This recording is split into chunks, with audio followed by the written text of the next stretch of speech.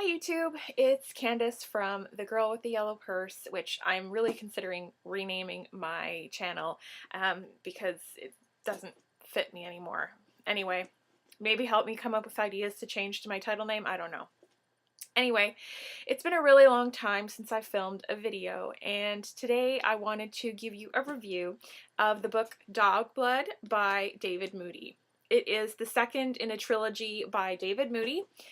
I don't know why I felt the need to say that twice, but just for a third time, it's by David Moody.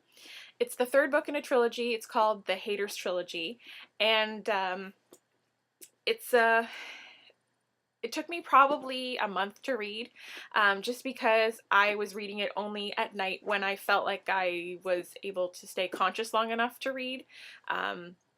I work all day, and when I come home I don't always feel like reading. Sometimes I'm just exhausted and all I want to do is sleep. So I read this when I had time. So it is in the same series, as I mentioned, as the first book, Hater, which I reviewed quite some time ago. I will put the link to that first review in the bottom bar for this video.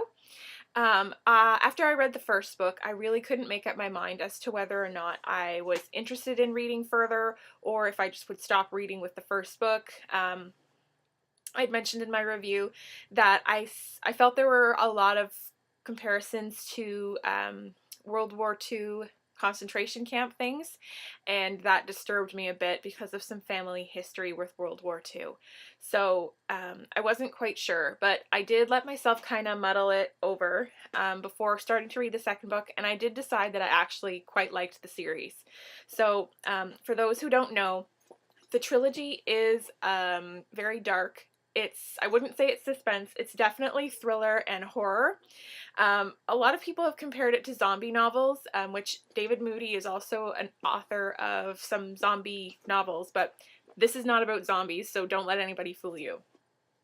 The main character is Danny McCoyne. He's a father of 3, and his wife in the last book and 3 children left him because he became a hater.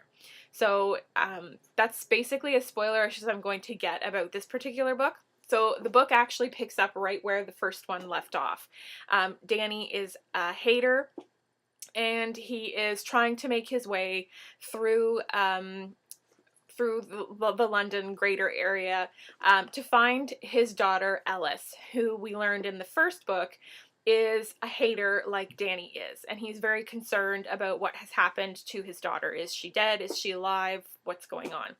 So the book really centers around his struggles to find his daughter, the different people he interacts with along the way, and eventually it leads you with a cliffhanger that leads into book 3, which again, I'm not going to discuss more than that because I would like you to feel comfortable enough after listening to my review to read this particular book and be unspoiled as to what happens going into book 3. So the other flip side of this particular book, the first book, I'm kind of going to go off on a bit of a tangent right now, but the first book had a lot of hater incidences in it before that the hater storyline really crept into the book full form.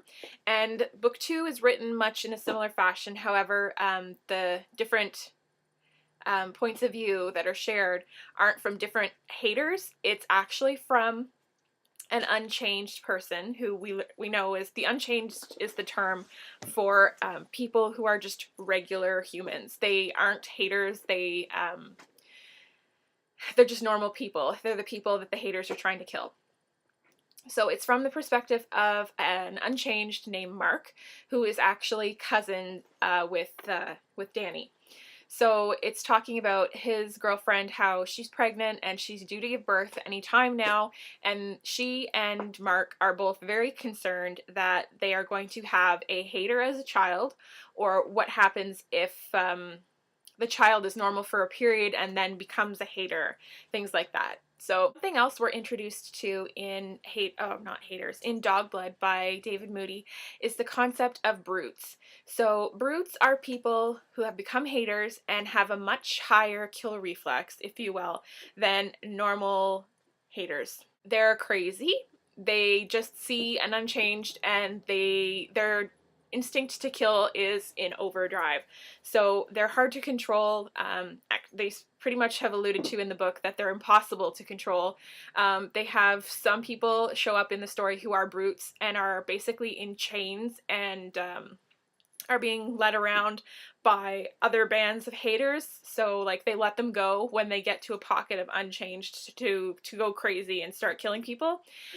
They also talk about in this book, I don't know why I keep saying they, David keeps talking about in the book, makes mention that children are special. Hater children are special. If you try to speak to a hater child, they kind of don't really listen to you. They're more interested in killing the unchanged. They have that the fight or flight reflex almost in these kids is straight on to fight and kill.